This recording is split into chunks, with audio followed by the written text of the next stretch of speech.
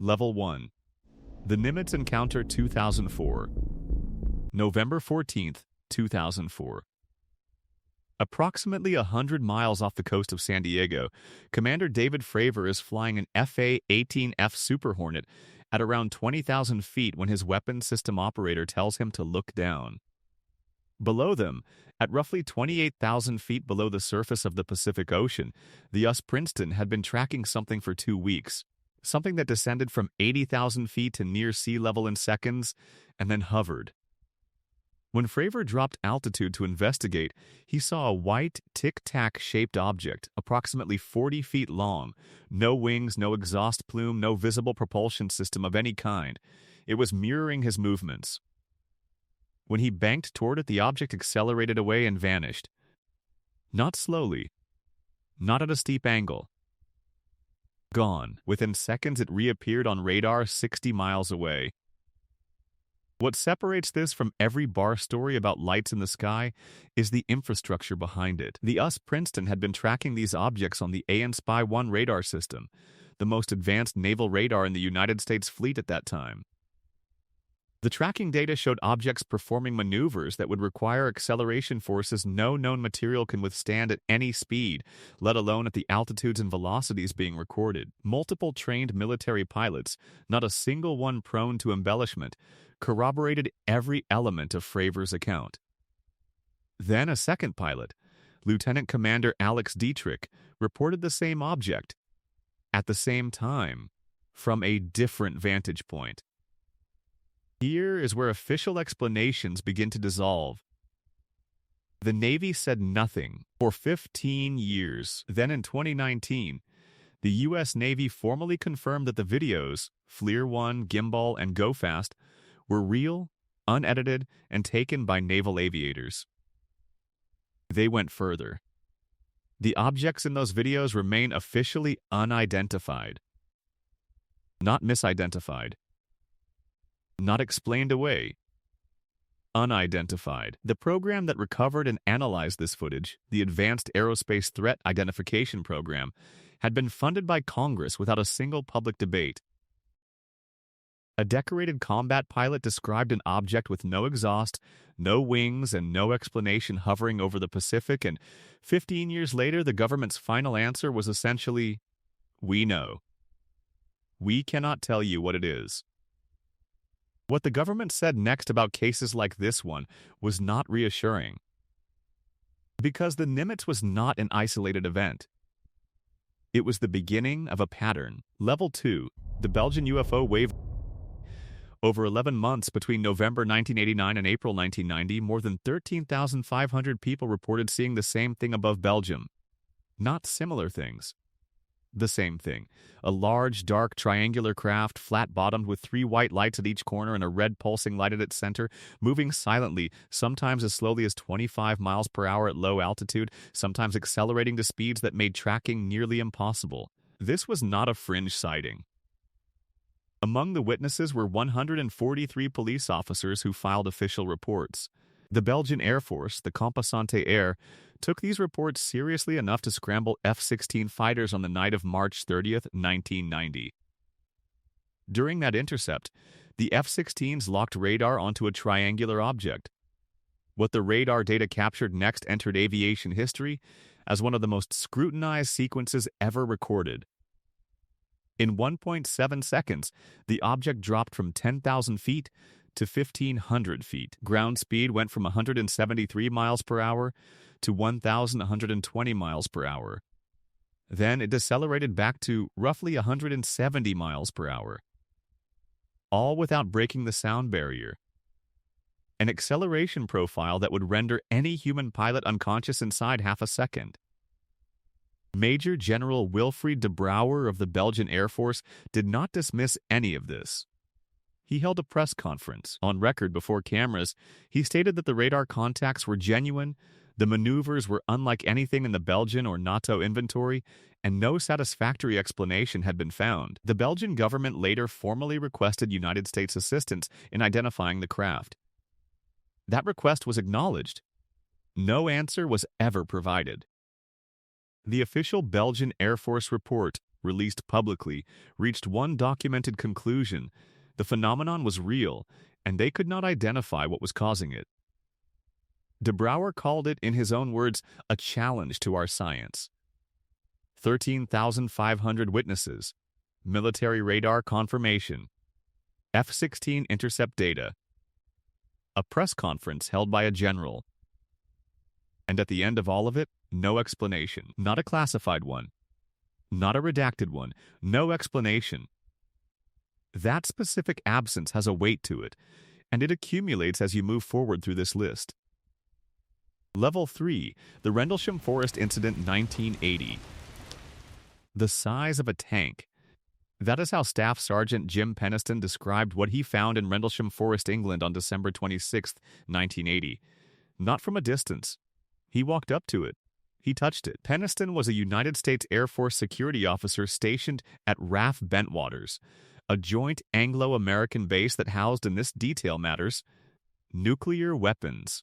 In the early hours of that December morning, multiple USAF personnel reported seeing lights descend into the forest adjacent to the base. Peniston was sent to investigate. What he found was not a downed aircraft. It was a craft of unknown origin, roughly 9 feet tall, triangular, covered in markings he later sketched in his notebook that same night. He said it felt like a smooth black glass surface. He observed it for approximately 45 minutes before it silently lifted and disappeared over the treetops. The following night, the Deputy Base Commander, Lieutenant Colonel Charles Halt, led a second investigation into the forest.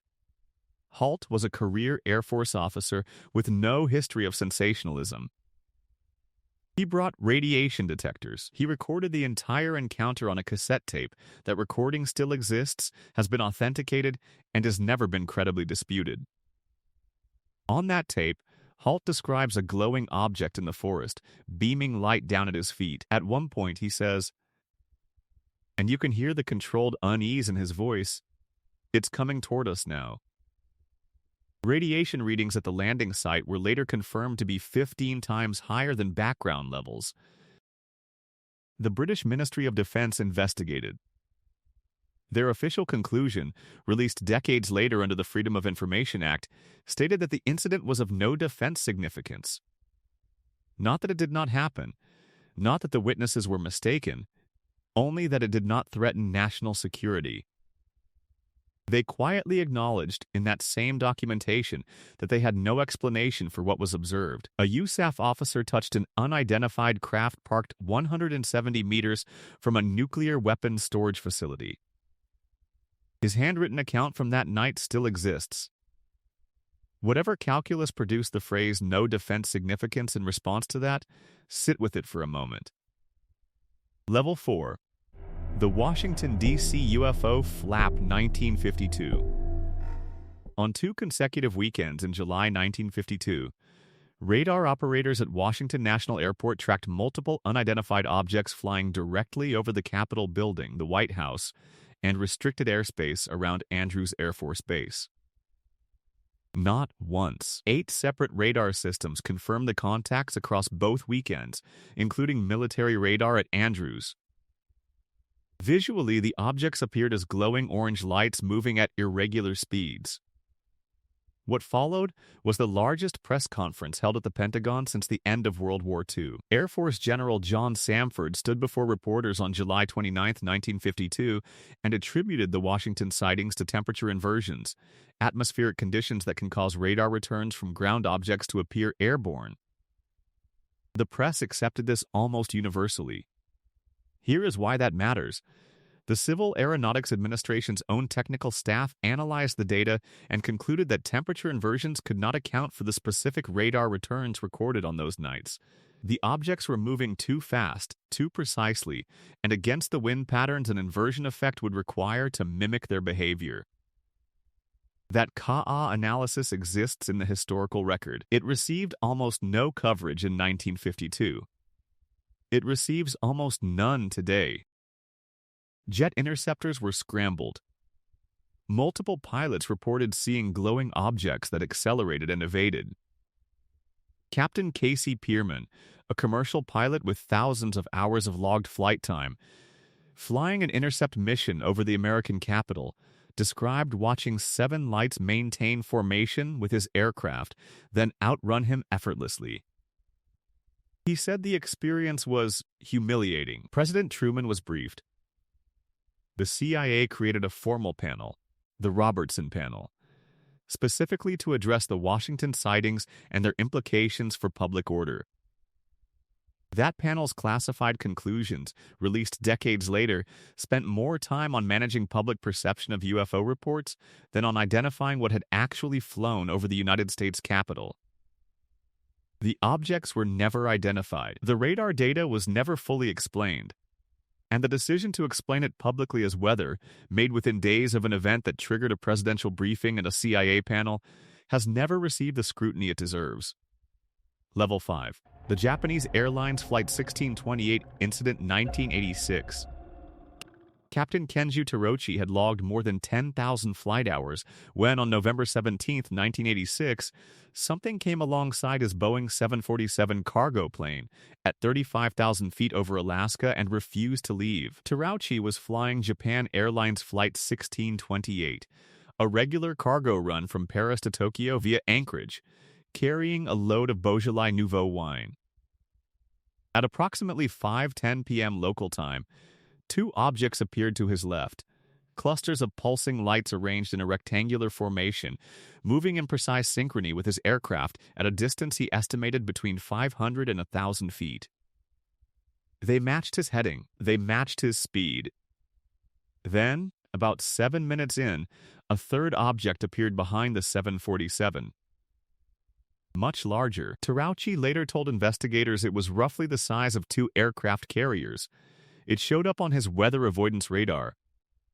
He requested and received permission from Anchorage Air Traffic Control to change course to evade it. The object matched every correction he made. Ground radar at Anchorage at Sea confirmed additional returns near Flight 1628. Military radar at Elmendorf Air Force Base confirmed the same. A second JAL aircraft in the area was repositioned for a visual.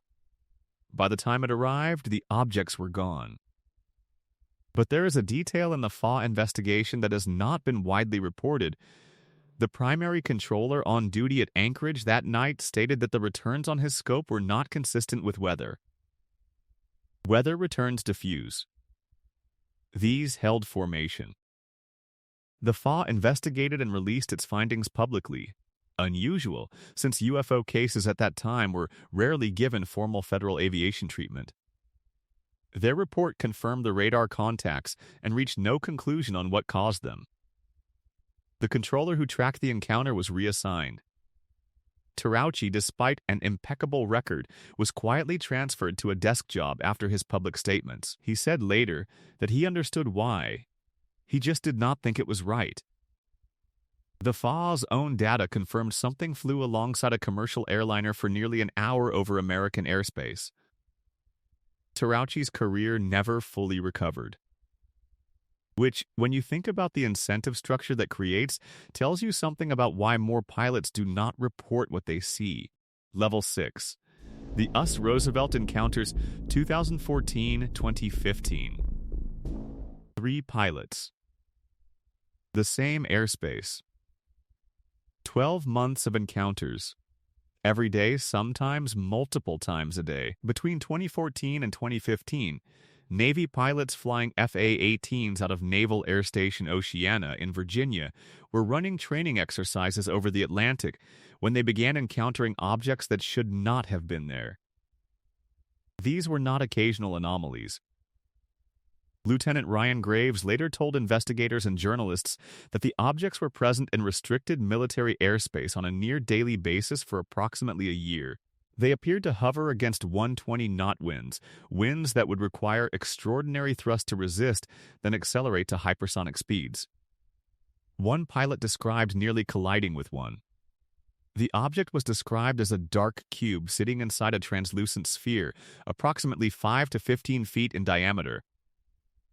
Graves formally reported the encounters through the chain of command. His concerns were logged. A preliminary investigation was opened. Then the Navy revised its formal procedures for reporting unidentified aerial phenomena in 2019, an acknowledgement, however procedural, that the encounters had been real, documented, and important enough to change Navy policy. The objects in those Virginia airspace encounters were never identified.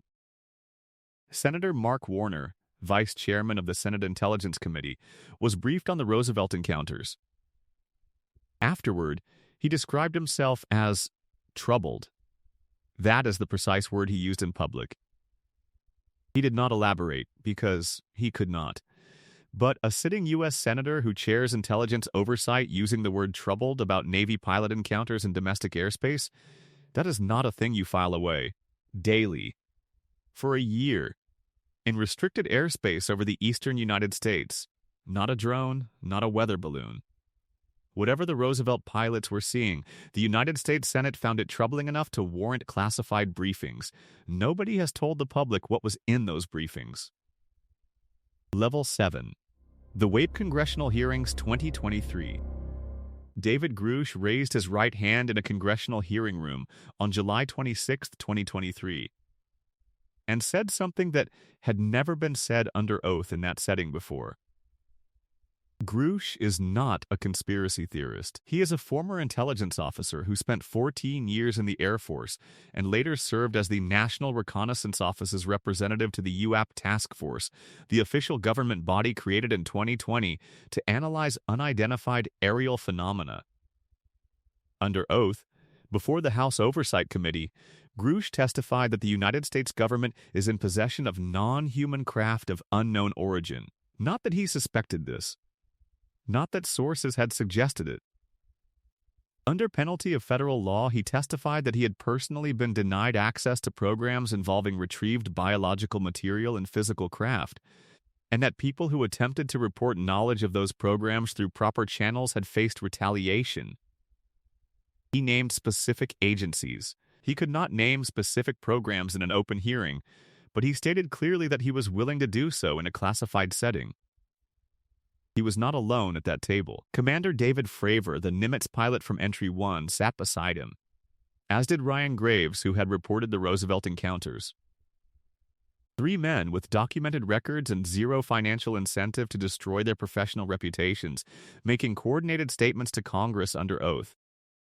What the congressional record shows happened next, the Department of Defense denied Grush's specific claims while simultaneously refusing to declassify the programs he referenced. You cannot authoritatively deny the existence of something you will not allow to be examined.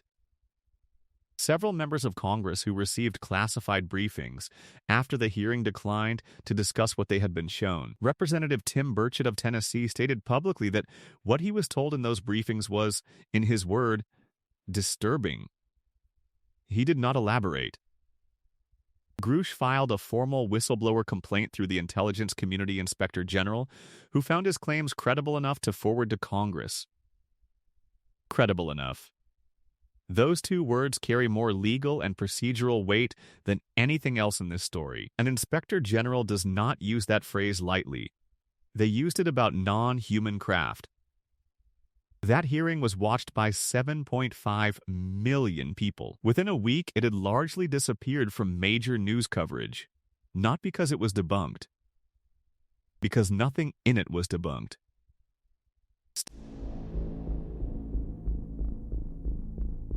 Step back from the individual cases and look at the shape of the whole thing.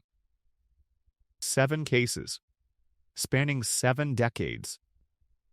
Across multiple countries, multiple militaries, multiple independent radar systems, and 3 separate branches of the United States government. In each case, the official posture followed the same sequence: initial denial, followed by eventual partial acknowledgement, followed by a conclusion of unidentified, followed by silence. Not resolution. Silence. That pattern deserves a plain name. No single government in any of these 7 cases produced a satisfying explanation. Not weather, not misidentification, not sensor malfunction. Not one of those explanations survived contact with the actual evidence. What survived, in every case, was the anomaly. The thing that behaved in ways our physics says it should not be able to behave. The question from the hook: why did the United States government pay $22 million to study something it officially denied existed? Has an answer now. And it is the one that makes the silence heavier rather than lighter. Governments confirmed these cases not because confirmation is the natural end point of investigation, but because the evidence became impossible to contain. Every release was reactive. Every acknowledgement came after someone forced the issue: a journalist, a whistleblower, a FOIA request, a congressional hearing. Not one piece of confirmed information in any of these 7 cases was volunteered. Which means the question is no longer whether something is happening.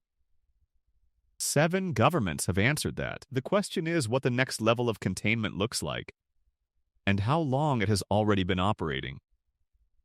The Inspector General of the United States intelligence community reviewed David Grush's claims and used the word credible. Nobody in a position of authority has successfully argued otherwise.